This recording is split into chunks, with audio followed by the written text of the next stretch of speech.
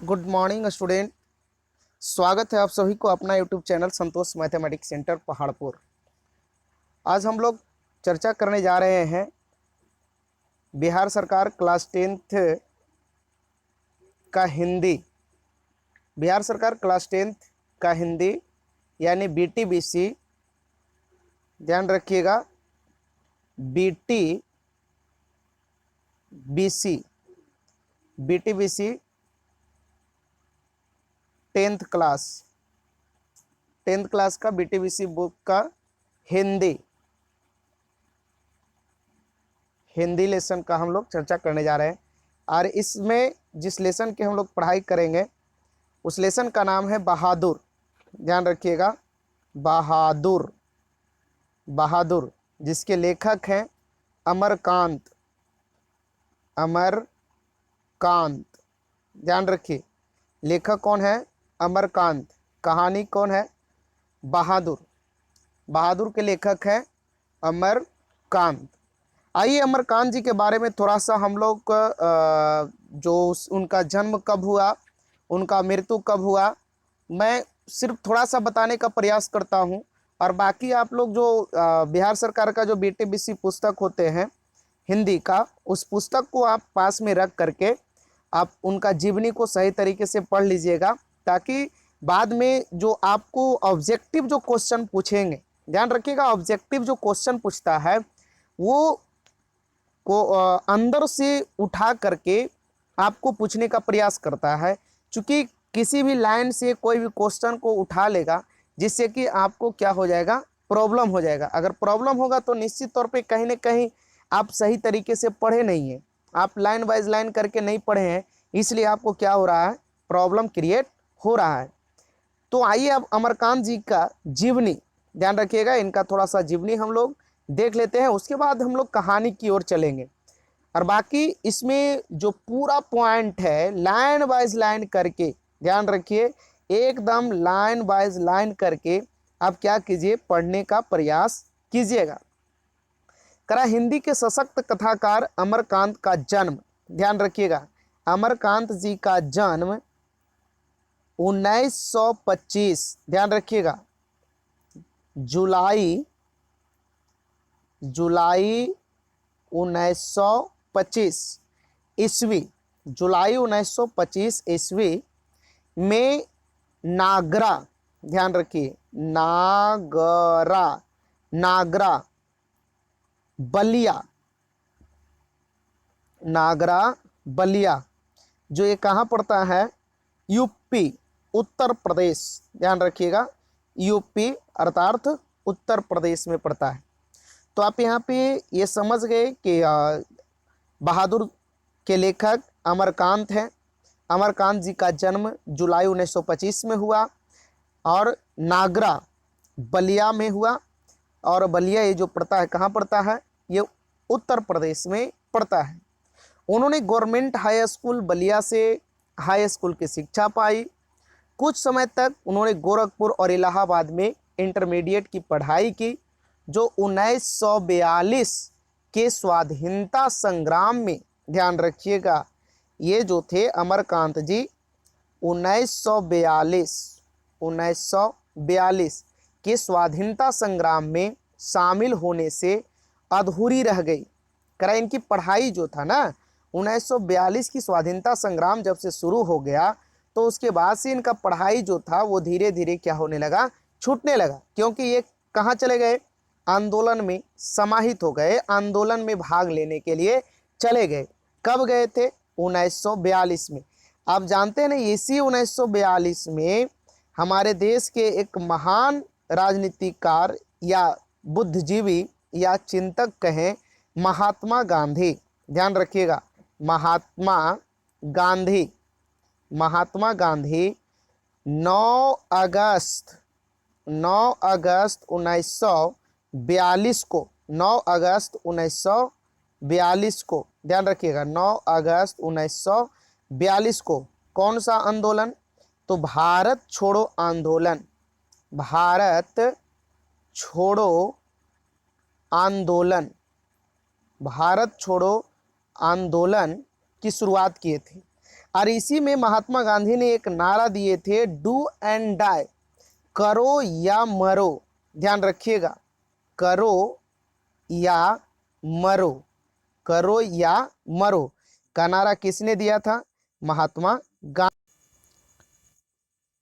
1942 में जब इन्होंने, महात्मा गांधी ने करो या मरो का नारा दिया, तब जो है से कि इसमें अमरकांत जी शामिल हो गए।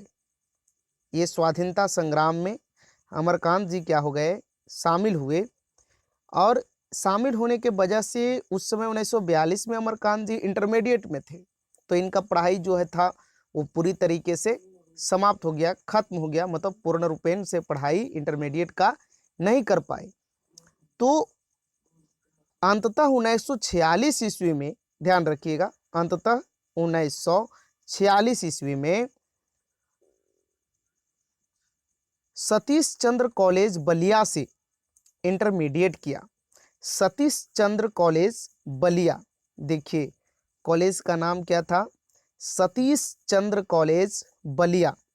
सतीश चंद्र, सतीश चंद्र कॉलेज, सतीश चंद्र कॉलेज बलिया, ये कहाँ पड़ता है? यूपी में, अर्थात उत्तर प्रदेश में। ठीक है, सतीश चंद्र कॉलेज बलिया से इंटरमीडिएट किया। कब किया? 1946 में किया, क्योंकि 1942 में इनका पढ़ाई छूट चुका था। और छूटने का वजह क्या था? स्वाधीनता संग्राम, क्योंकि 1942 का स्वाधीनता संग्राम चल रहा था, जिसके वजह से इनका पढ़ाई जो था बीच में ही खत्म हो गया। अब कराए कि इंटरमीडिएट किया उन्होंने 1947 ईस्वी में इलाहाबाद विश्वविद्यालय से बीए। ध्यान रखिएगा, 1947 में, 1947 में ये बीए कब किए? तो 1947 में, ध्यान रखिएगा, बीए कब किए थे? तो 1947 में। 1947 में इलाहाबाद विश्वविद्यालय से बीए किया। और 1948 ईस्वी में आगरा के दैनिक पत्र सैनिक, देखिए आगरा के एक दैनिक पत्र था, दैनिक पत्र था, क्या था? दैनिक, ध्यान रखिएगा, दैनिक पत्र, जिसका नाम क्या था? सैनिक, सैनिक, ध्यान रखिए, इस दैनिक पत्र का नाम क्या था? सैनिक के संपादकीय विभाग में नौकरी कर ली। आगरा में ही वे प्रगतिशील लेखक संघ में शामिल हुए और वहीं से कहानी लेखन की शुरुआत की। बाद में दैनिक अमृत पत्रिका इलाहाबाद, दैनिक भारत इलाहाबाद, मासिक पत्रिका कहानी इलाहाबाद तथा मनोरमा इलाहाबाद के भी संपादकीय विभागों से संबंध रहे। अखिल भारतीय कहानी प्रतियोगिता में उनकी कहानी डिप्टी कलेक्टरी पुरस्कृत हुई थी। उन्हें कथा लेखन के लिए साहित्य अकादमी पुरस्कार भी प्राप्त हो चुका था। किन्हें? तो अमरकांत जी का। देखिए ध्यान रखिएगा, अमरकांत जी एक बहुत ही धनी प्रतिभा के व्यक्ति थे। आजादी के बाद के हिंदी कथा साहित्य के महत्वपूर्ण कथाकार अमरकांत की कहानियों में मध्यम वर्ग, विशेषकर निम्न वर्ग, मध्यम वर्ग, जीवानुभवों और जिजीविषा का बेहद प्रभावशाली और अंतर्गत चित्रण मिलता है। देखिए अमरकांत जी क्या थे ना, एक तो बहुत अच्छे व्यंगकार थे, व्यंग करते थे किसी के मतलब ऊपर में। जब कहानी लिखने की बारी आती थी तो अमरकांत जी उसमें पीछे नहीं रहते थे।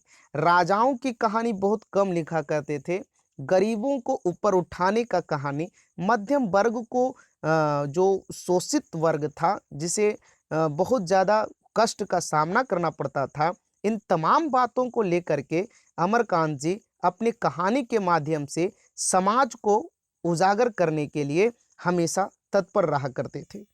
अब उसके बाद में है कि अमरकांत की प्रस्तुत कहानी, देखिए कुछ कुछ जो कहानी था, जैसे मौत का नगर, मित्र मिलन, कुहासा आदि उनके कहानी का संग्रह है। जिंदगी और जोंक इत्यादि ये सब भी कहानी उपन्यास है ना। ग्राम सेविका आदि उपन्यास हैं। उन्होंने वानर सेना नामक एक बाल उपन्यास भी लिखा है।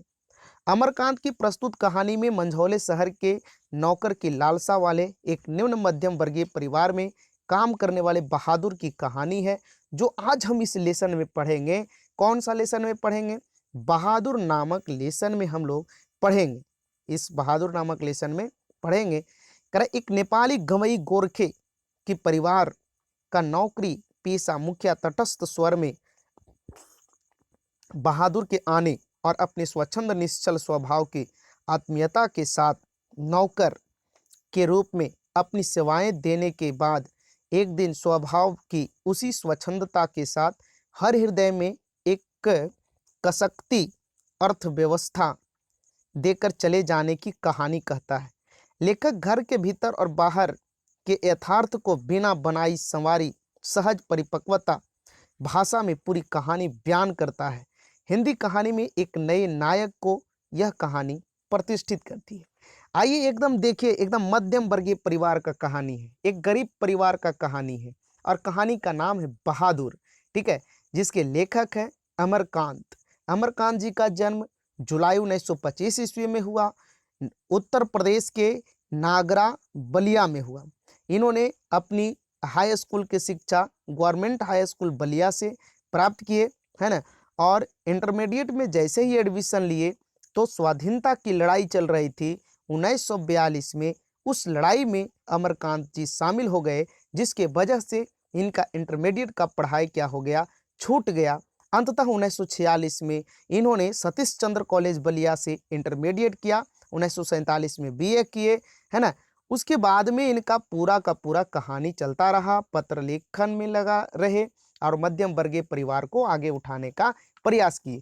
आइए अब हम लोग शुरू करते हैं बहादुर। ध्यान रखिएगा, इस बहादुर को शुरू करने का प्रयास करते हैं, आप लोग समझने का प्रयास कीजिएगा। देखिए वीडियो लंबा होता है, होने दीजिए, कोई दिक्कत नहीं।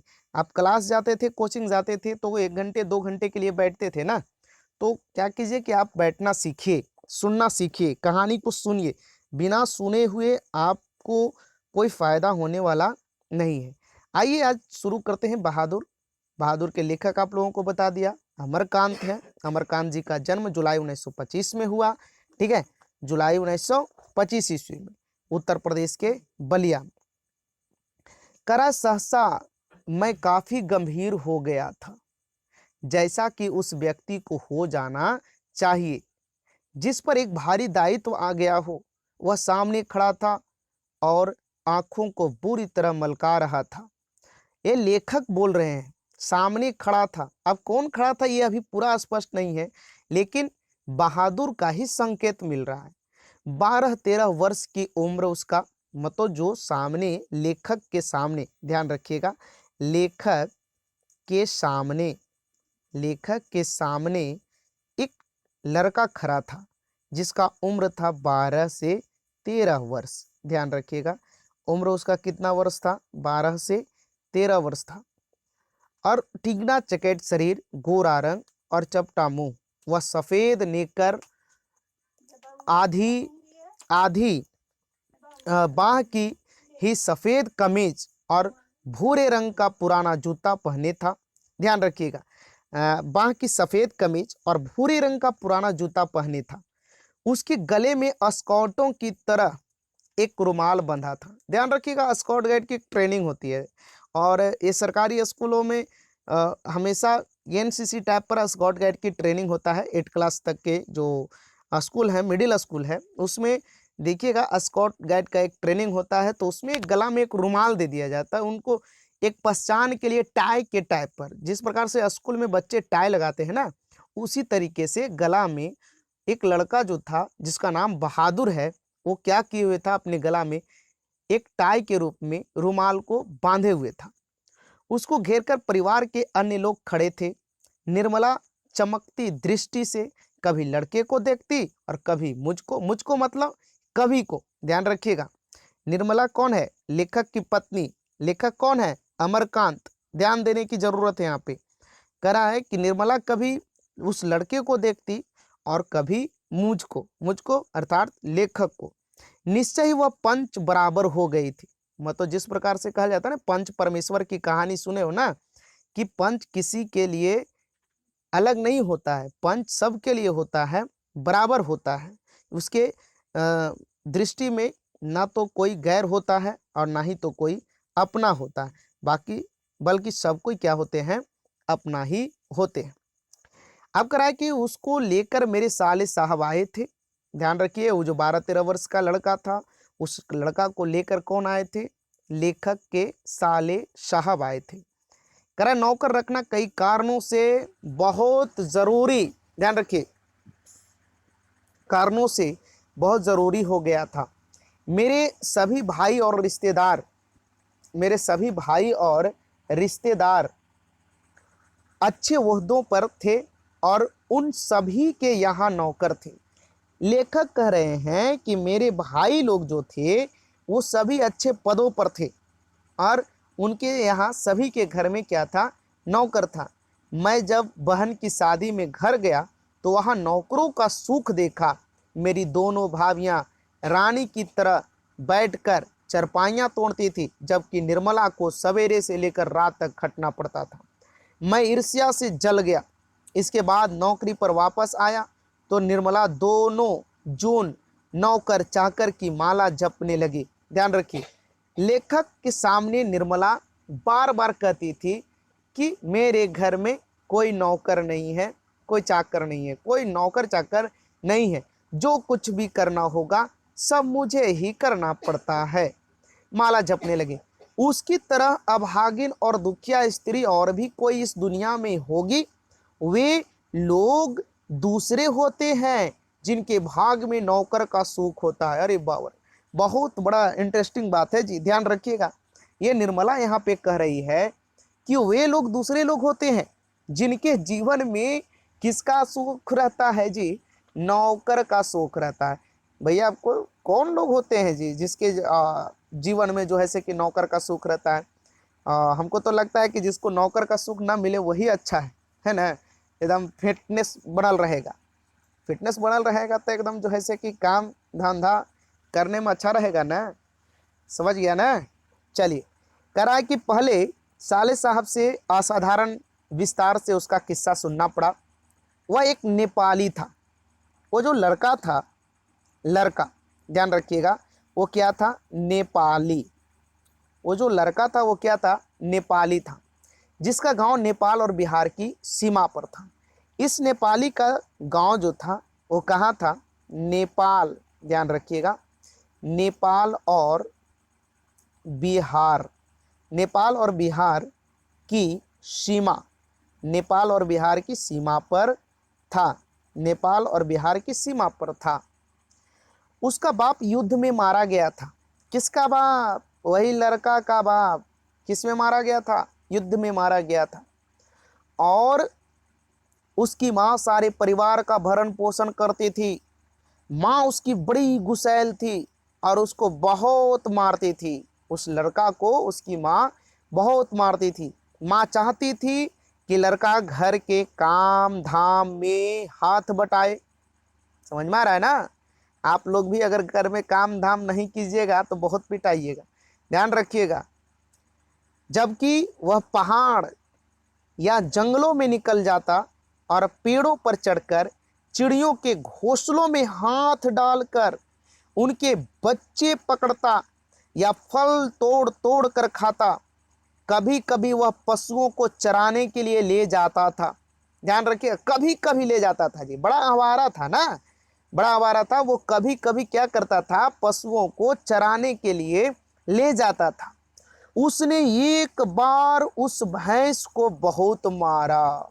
ध्यान रखिएगा, एक बार भैंस चराने गया, भैंस जब चराने गया तो उस भैंस को क्या किया, बहुत मारा। ध्यान रखिएगा, बहुत क्या किया, मार पीट कर दिया।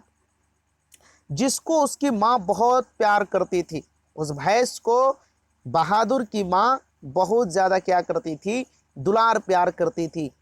और इसलिए जिससे वह बहुत चिढ़ता था। मार खाकर भैंस भागी भागी उसकी माँ के पास चली गई। बेचारी भैंसिया जो थी वो पिटा गई। अब पीटने वाला कौन था, वही 12-13 वर्ष का लड़का जो बहादुर है, वही पीटा था। अब पीटा था तो भैंसिया भागल भागल कहाँ गया, बहादुर की माँ के पास गई, जो कुछ दूरी पर एक खेत में काम कर रही थी। उसकी माँ कहाँ थी? बहादुर की माँ कहाँ थी? एक खेत में काम कर रही थी। माँ का माथा ठनका, ध्यान रखिएगा, उस माँ का माथा क्या हुआ? ठनका। बेचारा बेजुबान जानवर चरना छोड़कर वहां क्यों आएगा? अब उसकी माँ के मन में बहुत तरह तरह के प्रश्न उठने लगा। माँ कहती है कि ये बेजुबान जानवर, मतलब इसका जवान भी नहीं है, ये बोल भी नहीं सकती है, अपना चारा को छोड़ करके क्यों भागता? आखिर कोई आता है जहाँ पर अच्छा से बनल बनावल भोजन मिले तो कोई छोड़ के आता है जी? नहीं आ सकता है ना, नहीं आ सकता है। जो इसको 2 वक्त का रोटी एकदम आराम से मिले, कोई दिक्कत नहीं है, कहीं पे किसी भी तरीके का कष्ट नहीं सहना पड़े, तो वो कहीं भी वो छोड़ करके जाने वाला नहीं है। तो इस तरीके की बात उसकी माँ के मन में चल रहा था। तब उसकी माँ कहती है कि जरूर लौंडे ने इसको काफी मारा है। लौंडे अर्थात वही बहादुर को उसकी माँ निर्देशित कर रही है। ध्यान रखिएगा, बहादुर को उसकी माँ क्या कर रही है? निर्देशित कर रही है। जरूर लौंडे ने इसको काफी मारा है। वह गुस्से से पागल हो गई। जब लड़का आया तो माँ ने भैंस की मार का काल्पनिक अनुमान करके, काल्पनिक मतलब एकदम बस विचार करके, ध्यान रखिएगा, काल्पनिक, काल्पनिक, काल्पनिक अनुमान करके एक डंडे से उसकी दुगनी पिटाई की। किसकी? वही जो नेपाली टाइप का लड़का था, अर्थात बहादुर, अर्थात बहादुर की उस डंडे से दुगनी पिटाई कर दी। अब देखिए उसके बाद में क्या होता है, पिटाई की, और उसको वही कराहता हुआ छोड़कर घर लौट आई। लड़के का मन माँ से क्या हो गया? फट गया। लड़के का मन माँ से फट गया और वह रात भर जंगल में छिपा रहा। वह रात भर कहाँ छिपा रहा जी? जंगल में। जंगल में कौन छिपा रहा? जंगल में बहादुर। ध्यान रखिएगा, जंगल में कौन छिपा रहा? बहादुर। जब सवेरा होने को आया तो वह घर पहुंचा और किसी तरह अंदर चोरी चुपके घुस गया। फिर उसने घी की हंडिया में हाथ डालकर माँ के रखे रुपयों में से 2 रुपये निकाले। ध्यान रखिए, क्वेश्चन पूछता है, बहुत अच्छा इसमें ऑब्जेक्टिव पूछेगा कि बहादुर माँ के हंडिये से कितने रुपये निकाले थे। तो आप एकदम स्पष्ट रूप से बताइएगा कितना रुपया? 2 रुपया। ध्यान रखिएगा, कितना रुपया जी? 2 रुपया निकाला था। घी के हंडिये से बहादुर ने माँ की पिटाई जब हो, माँ ने इसको जब पीट दिया, पिटाई होने के बाद वो भागने का प्लान बनाया, तो माँ के हंडिये से कितने रुपये निकाला? 2 रुपये निकाल लिए। अंत में 9 2 11 हो गए। आप सुना है ना एक मुहावरा कि पुलिस को आते देख चोर 9 2 11 हो गए। 9 2 11 होना अर्थात भाग जाना, मुहावरा है 9 2 11 होना, अर्थात मैदान छोड़कर भाग जाना या फिर एक स्थान से दूसरे स्थान पे चले जाना। वहाँ से 6 मील की दूरी पर बस स्टेशन था। वहाँ गोरखपुर जाने वाली बस थी, गोरखपुर जाने वाली बस थी। तुम्हारा नाम क्या है जी? मैंने पूछा तो बोला दिल बहादुर साहब। उसके स्वर में एक मीठी झंझनाहट थी। मुझे ठीक ठीक याद नहीं कि मैंने उसको क्या हिदायतें दी। शायद यह कि वह शरारतें छोड़कर ढंग से काम करे और घर को अपना घर समझे। इस घर में नौकर चाकर को बहुत प्यार और इज्जत से रखा जाता है। जो सब खाते पहनते हैं वही नौकर चाकर खाते पहनते हैं। अगर वह यहाँ रह गया तो ढंग सौर सीख जाएगा, घर के और लड़कों की तरह पढ़ लिख जाएगा और उसकी जिंदगी सुधर जाएगी। निर्मला ने उसी समय कुछ व्यवहारिक उपदेश दे डाले थे।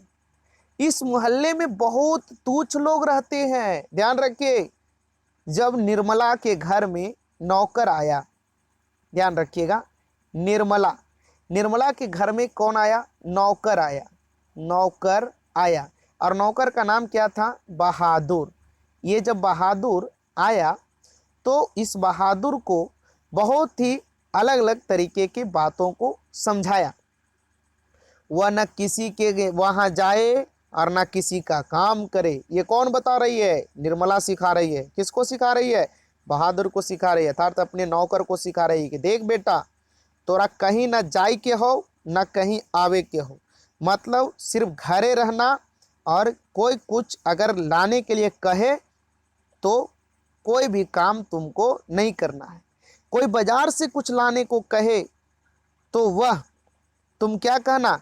अभी आता हूँ, अभी आता हूँ, और अभी आता हूँ कह करके अंदर खिसक जाए, मतलब कह देना कि अभी आता हूँ, और आने के बाद में तुम जाना मत। उसको घर के सभी लोगों से सम्मान और तमीज से बोलना चाहिए, और भी बहुत सी बातें। अंत में निर्मला ने बहुत ही उदारता पूर्वक लड़के के नाम से दिल शब्द उड़ा दिया। देखिए, उस लड़का का पूरा नाम क्या था? दिल बहादुर। दिल बहादुर। अब ये जो दिल शब्द को किसने उड़ाया, ध्यान रखिएगा, उसके ऊपर में जो दिल शब्द जो लगा हुआ था, इस दिल शब्द को किसने उड़ा दिया? तो निर्मला। किसने? निर्मला। निर्मला कौन है जी? लेखक की पत्नी है। लेखक की क्या है? पत्नी है। निर्मला लेखक की क्या है?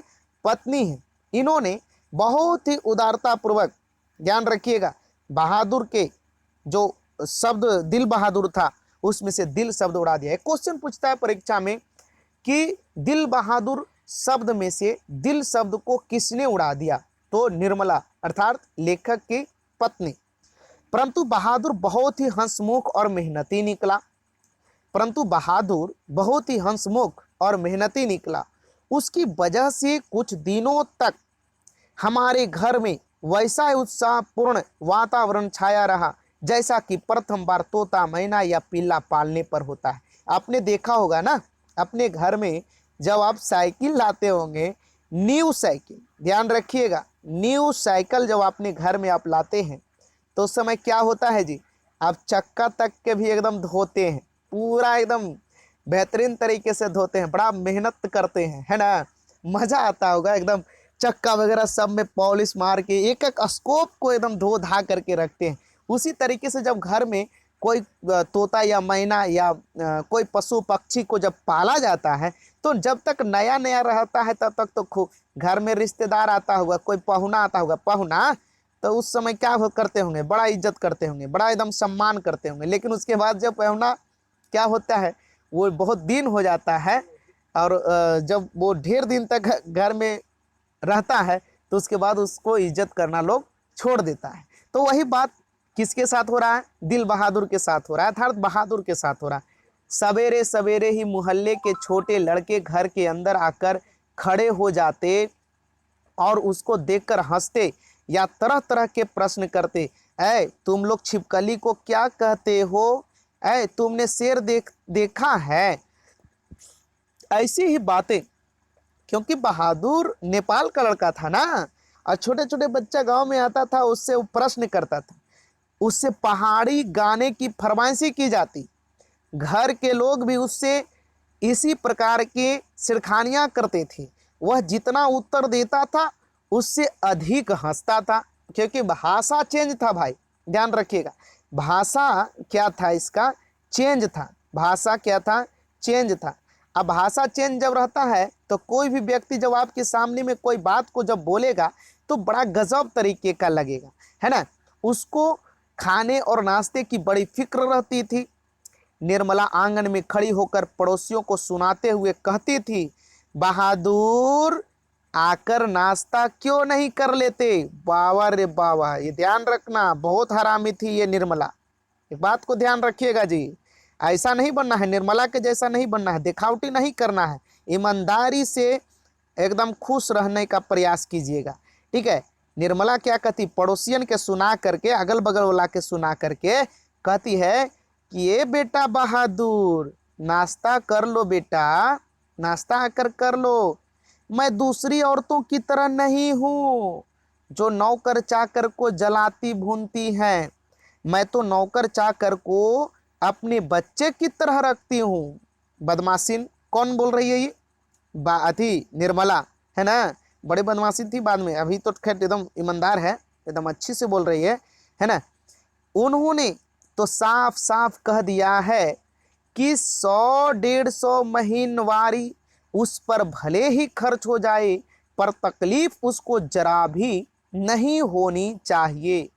एक नौकर कमीज, एक नेकर कमीज तो उसी रोज लाए थे, और भी कपड़े बन रहे हैं। मतलब इस बहादुर का और भी कपड़े बन रहे हैं। ये कौन बोल रही है? निर्मला।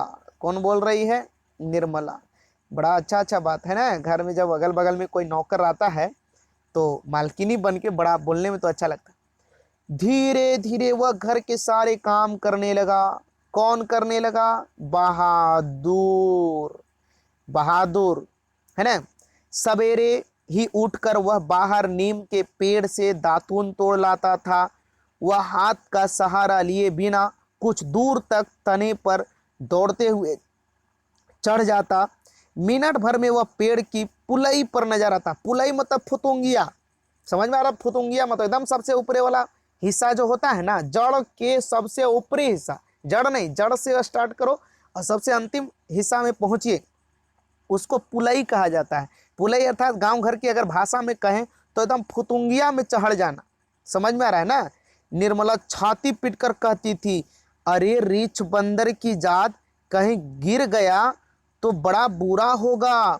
वह घर की सफाई करता, कमरों अर्थात घर में पोछा लगाता, अंगीठी, अंगीठी अर्थात आग जलाता, मतलब खाना बनाने के लिए आग वगैरह जलाना पड़ता है ना जी, तो वो आग जलाता। कौन? बहादुर। चाय बनाता और पिलाता, दोपहर में कपड़े धोता और बर्तन मलता। वह रसोई बनाने की भी जिद करता, पर निर्मला स्वयं सब्जी और रोटी बनाती। निर्मला को उसकी बहुत फिक्र रहती थी। किसकी? बहादुर की। ध्यान रखिएगा, इस बहादुर का बड़ा फिक्र रहता था। किसको? निर्मला को। उसकी उन दिनों तबीयत ठीक नहीं रहती थी, इसलिए वह कुछ दवा ले रही थी। कौन? निर्मला। कुछ दिन उनका तबीयत गड़बड़ा गया तो निर्मला क्या कर रही थी? दवाई ले रही। अरे भाई, किसी का भी तबीयत खराब होगा तो दवाई लेगा ना जी, तो दवाई ले रही थी, मतलब दवाई खा रही थी। बहादुर उसको कोई काम करके करते देखकर कहता था, माता जी, ए माता जी, मेहनत ना करो, तकलीफ बढ़ जाएगा। अल्लाह, देखो जी, बहादुर बेचारा बोल रहा है कि ए माता जी, मेहनत नहीं करो, तकलीफ क्या हो जाएगा? बढ़ जाएगा। वह कोई भी काम करता होता, समय होने पर हाथ धोकर भालू की तरह दौड़ता हुआ कमरे में जाता और दवाई का डिब्बा निर्मला के सामने लाकर रख देता। जब मैं शाम को दफ्तर से आता, अब देखिए यहाँ पे समझने की जरूरत है, कह रहा है कि जब मैं शाम को दफ्तर से आता, अर्थात जब मैं मतलब लेखक। कौन? लेखक। जब मैं शाम को दफ्तर से आता तो घर के सभी लोग मेरे पास आकर दिन भर के अपने अनुभव सुनाते थे। बाद में वह भी आता था। वह एक बार मेरी ओर देखकर सिर झुका लेता और धीरे धीरे मुस्कुराने लगता। वह कोई बहुत ही मामूली घटना की रिपोर्ट देता। बाबूजी, बहन जी का एक सहेली आया था। यह बाबूजी, भैया सिनेमा गया था। मतलब वो दिन भर का रिपोर्ट देता था। किसको? लेखक को। घर में देखते हैं ना, जब छोटा बच्चा होता है तो बोलता है ना, ए पापा, जाने था हूँ आज दीदी ये काम कर रही थी, पापा भैया आज यहाँ गया था, है ना, आज भैया बैट बॉल खेल रहा था। इस तरीके से छोटे बच्चे प्रश्न करते हैं और गार्जियन जो बाहर से आते हैं उनको सुनाने का उसके अंदर अंदर से बड़ा हौसला लगता है कि आज इसके बारे में शिकायत करेंगे, है ना, तो हमें लोग बहुत खुश देखेंगे, कहेंगे कि बहुत अच्छा है। इसके बाद वह इस तरह हंसने लगता था गोया बहुत ही मजेदार बात कह दी हो। गोया मतलब सखी। गोया मतलब क्या होता है? सखी। गांव घर में बड़ा भाषा है, प्रचलित भाषा है गोया, है ना। गोया मतलब सखी, अर्थात ऐसे वो हंसता था जैसे कोई दोस्त, कोई अपने ही दोस्त को कोई अच्छा बात कह दे। उसकी हंसी बड़ी कोमल और मीठी थी, जैसे फूल की पखड़ियां बिखर गई हो। मैं उससे बातचीत करना चाहता था, पर ऐसी इच्छा रहते हुए भी मैं जानबूझकर बहुत गंभीर हो जाता था और दूसरी ओर देखने लगता था। निर्मला कभी कभी उससे पूछती थी, बहादुर तुमको अपनी माँ की याद आती है? तो बहादुर कहता था नहीं। तो निर्मला बोली क्यों? तो बोला वह मारती क्यों था, वह मारता क्यों था? बहादुर बोल रहा है वह मारता क्यों था? इतना कहकर वह खूब हंसता था, जैसे मार खाना खुशी की बात हो गई हो। तब तुम अपना पैसा माँ के पास कैसे भेजने को कहते हो? माँ बाप का कर्जा तो जन्म भर भरा जाता है। वह और भी हंसता था। निर्मला ने उसको एक फटी पुरानी दरी दे दी थी। ध्यान रखिएगा, निर्मला निर्मला निर्मला ने उसे क्या दे दी थी? एक फटी पुरानी फटी पुरानी एक दरी दी थी। क्या दी थी जी? दरी। दरी, ध्यान रखिएगा, एक फटी पुरानी क्या? दरी दे दी थी। घर से वह एक चादर भी ले आया था।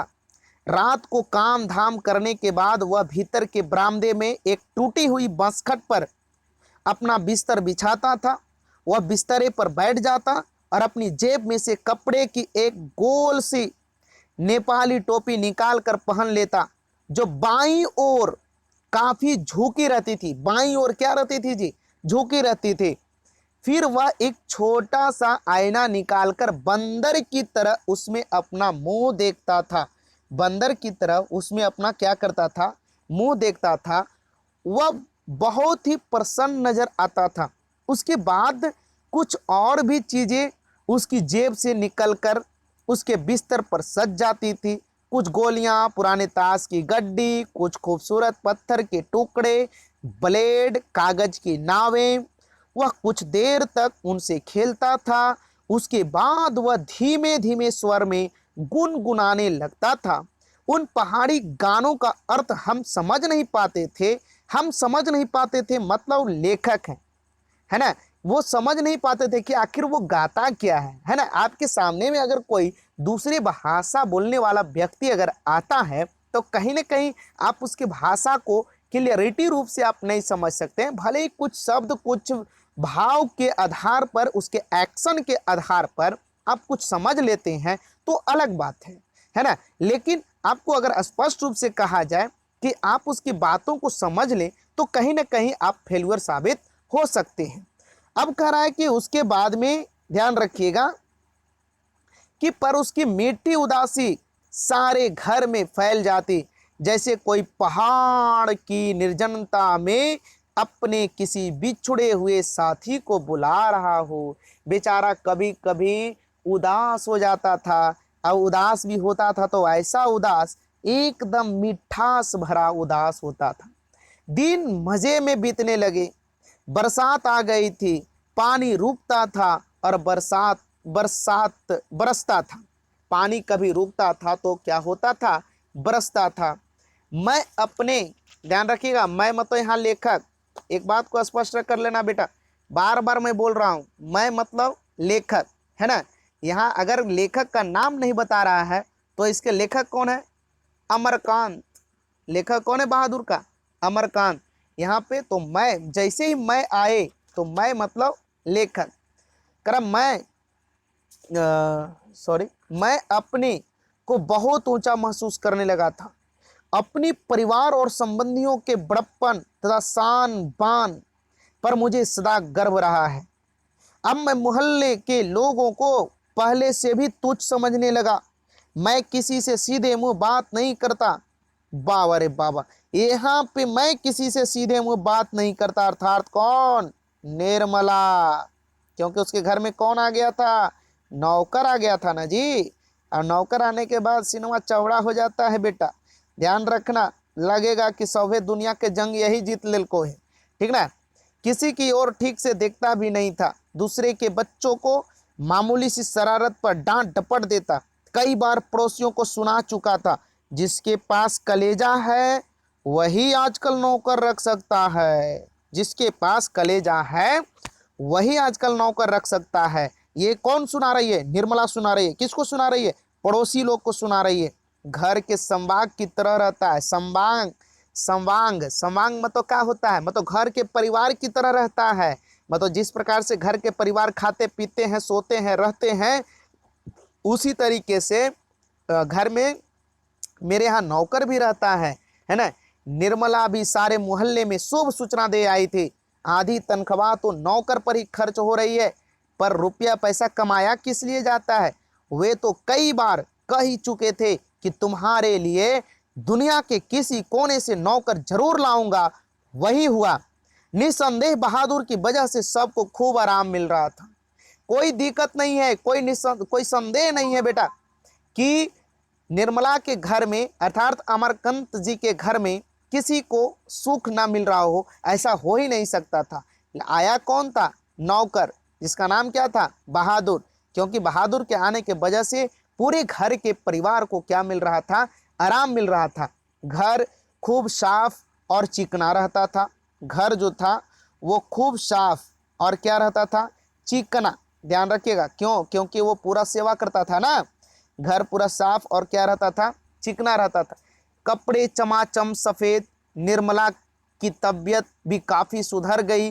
अब कोई एक खर भी न टसकाता था। किसी को मामूली काम करना होता तो वह बहादुर को आवाज देता, बहादुर एक गिलास पानी। मतलब जब भी कोई भी काम हो, बहादुर एक गिलास पानी, बहादुर पेंसिल नीचे गिरी है उठा देना, है ना। मतलब कि अब इतना लोग आलसी हो गया कि पेंसिल भी नहीं उठा पा रहा है। अब पेंसिल भी उठा करके कौन दे रहा है? बहादुर दे रहा है। देखिए नौकर को आने से लोगों को कितना सुख मिल रहा है। इसी तरह ध्यान रखिएगा, इसी तरह की फरमाइशें बहादुर घर में फिरकी की तरह नाचता रहता। बेचारा वो इधर से उधर, इधर कोई पानी मांगता, कोई पेंसिल मांगता, कोई जो है से कि गिलास भरा पानी मांगता, कोई मामूली सी काम पे उसको बुला लेता, है ना। सभी रात में पहले ही सो जाते थे और सवेरे 8 बजे के पहले ना उठते थे। मेरा बड़ा लड़का किशोर, ध्यान रखिएगा, निर्मला निर्मला निर्मला का बड़ा लड़का का नाम क्या था? किशोर था। निर्मला के बड़ा लड़का का नाम क्या था? किशोर था। वो काफी शान शौकत और रोब दाब से रहने का कायल था वह, और उसने बहादुर को अपने कड़े अनुशासन में रखने की आवश्यकता महसूस कर ली थी। फलतः उसने अपने सभी काम बहादुर को सौंप दिए। सवेरे उसके जूते में पॉलिश लगनी चाहिए। कॉलेज जाने के ठीक पहले साइकिल की सफाई जरूरी थी। रोज ही उसके कपड़ों की धुलाई और इस्त्री होनी चाहिए। इस्त्री अर्थात आयरन, है ना। इस्त्री, ध्यान रखिएगा, इस्त्री अर्थात क्या जी? इस्त्री, इस्त्री, इस्त्री अर्थात आयरन होना चाहिए, है ना। इस्त्री अर्थात आयरन होनी चाहिए। और रात में सोते समय वह नित्य बहादुर से अपने शरीर की मालिश कराता था। मालिश मतलब समझ में आ रहा है ना? मालिश कराता था, पूरा देह वगैरह जपवाता था और मुक्की भी लगवाता था। छोटका बचवा से आप कभी लगवाते होंगे, बच्चा लोग से, छोटा छोटा बच्चा, ए बउआ सुन सुन, तोरा 1 रुपया देंगे, ठीक है, माथा जापो तो, पैर जापो तो, ऐसे करके कहते हैं ना। सभी कोई कहता है, हम भी कहते हैं, आप भी कहते होंगे या कहिएगा, ठीक है, आपको भी लोग कहते होंगे जब आप छोटा होंगे तो। पर इतनी सारी फरमाइशों की पूर्ति में कभी कभी कोई गड़बड़ी भी हो जाती होगी। भाई इतना ज़्यादा फरमाइशी मिलेगा तो कहीं न कहीं तो गड़बड़ी होगा ना, हो कि नहीं होगा? निश्चित तौर पे होगा। जब ऐसा होता, किशोर गर्जन तर्जन करने लगता, उसको बुरी बुरी गालियां देता और उस पर हाथ छोड़ देता। मार खाकर बहादुर एक कोने में खड़ा हो जाता चुपचाप। बेचारा चुपचाप खड़ा हो जाता। चलो 1 दिन 2 दिन गाली गलौज सुन लेता, क्योंकि कुछ कुछ मिस्टेक हो जाता था ना। किससे भी मिस्टेक होता था? ध्यान रखिएगा, किससे मिस्टेक होता था जी? बहादुर से। बहादुर से कभी कभी मिस्टेक हो जाता, वो भी एक इंसान है, तो मिस्टेक हो जाता था। मार खाकर बहादुर एक कोने में खड़ा हो जाता चुपचाप। देख बे किशोर, चेतावनी देता। देख बे, ये कौन? देख बे मतलब किसको कह रहा है? बहादुर को कह रहा है। कौन कह रहा है? किशोर कह रहा है, चेतावनी दे करके कि देख, अगला बार से ऐसे नहीं करना।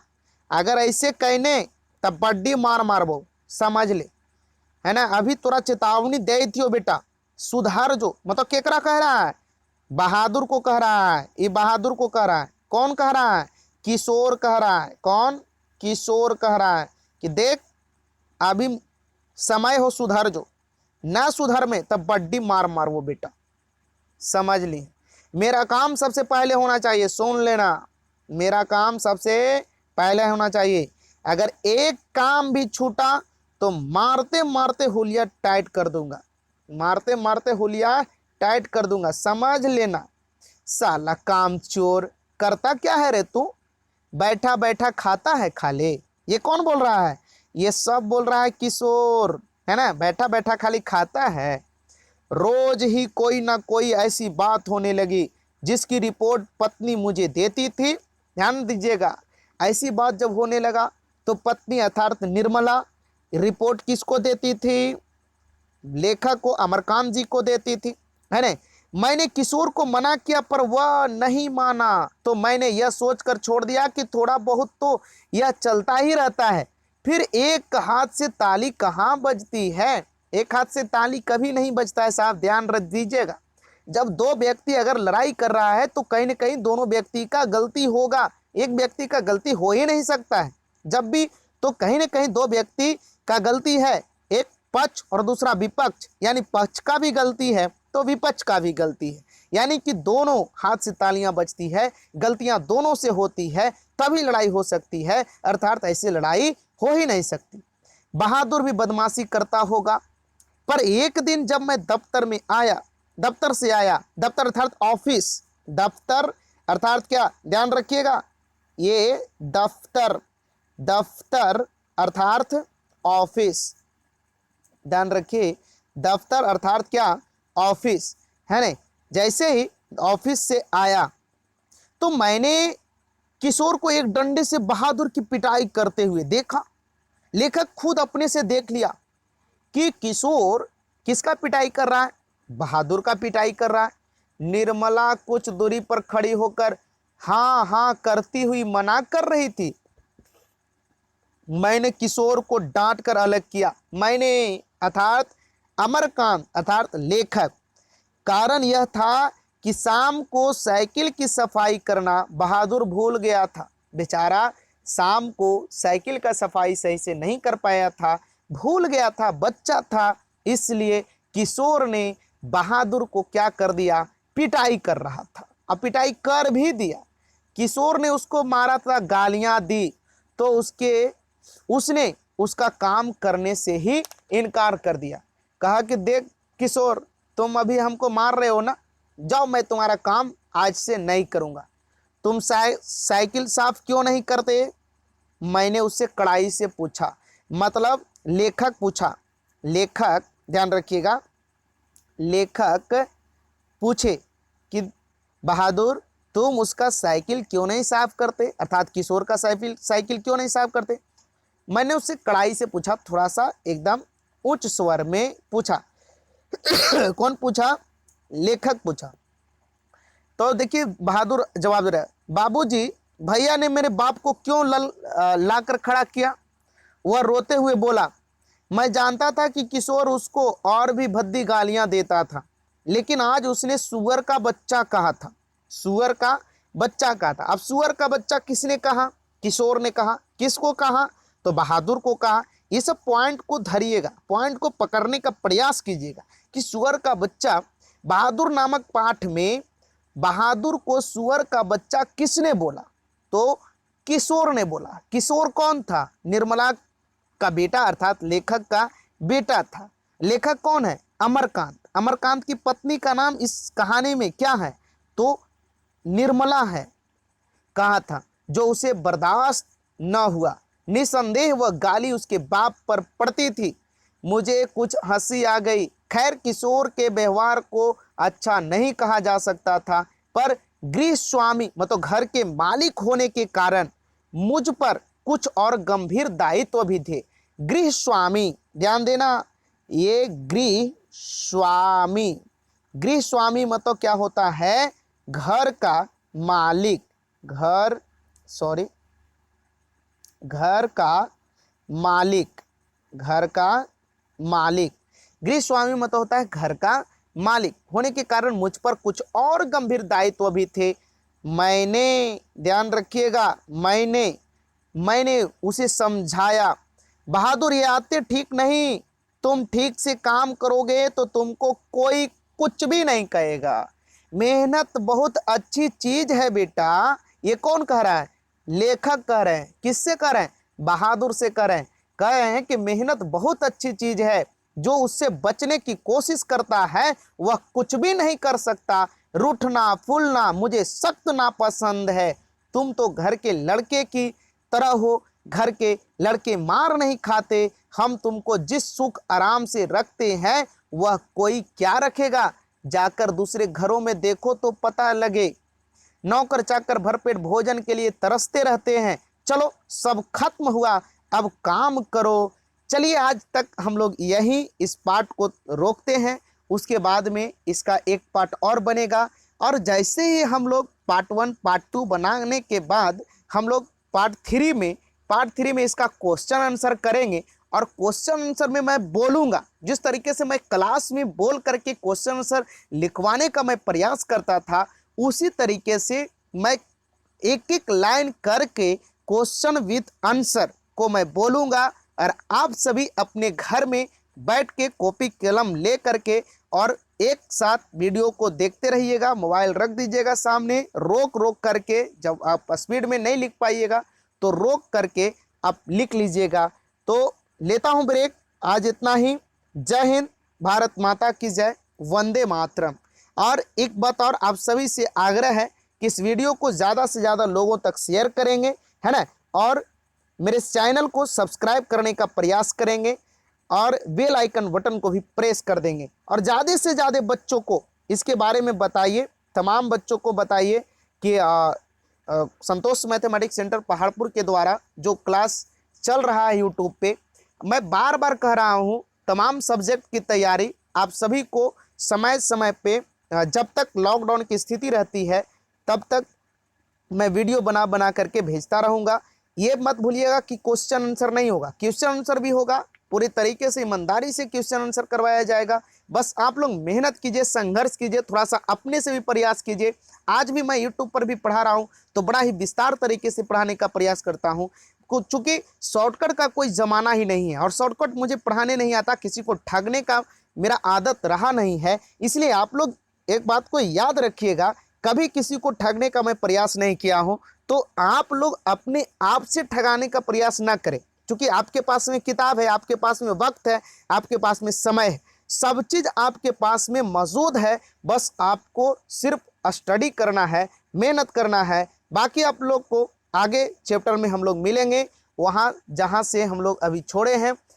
कहाँ से पढ़ना है? तो वह चुपचाप सुनता रहा, ध्यान रखिएगा, यहाँ से पढ़ना है, वह चुप चाप सुनता